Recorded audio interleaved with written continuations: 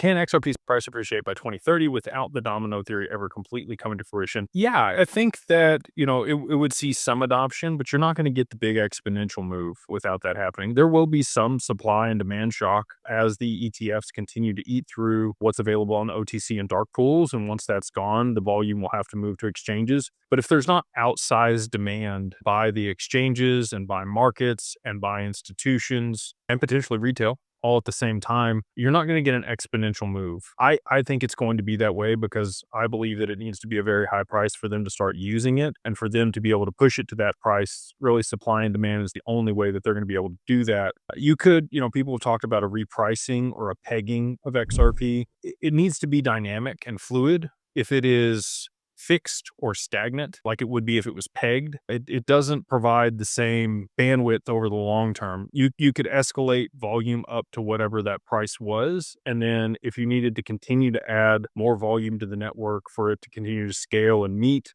the new demands of markets, that were being tokenized, real world assets. Again, I've told you guys, I believe by the end of 2030, 80% of the global value will be tokenized. That's not that far from now. I mean, really just 4 years away. I believe that okay, so 5 years, by the end of 2030, 80% of the globe is tokenized. And that's a lot of value moving on chain. XRP, I believe, will settle all of that back end. And so for it to do that, I mean, you would need the price to continue to escalate with the additional volume, but it really can't even start moving, utilizing the utility or continuing to escalate because of the volume on the network until you kickstart it. A good example of this, we're going to do an event with Canary Capital for the mastermind. When talking with them, they really need an ETF to be $100 million to start getting institutional adoption. And the reason for that is no pension fund or other regulated entity can own more than 10% of an ETF. And their smallest check size that they cut is around $10 million. So for them, they've got to get to critical mass before they can even get the adoption of the institutions.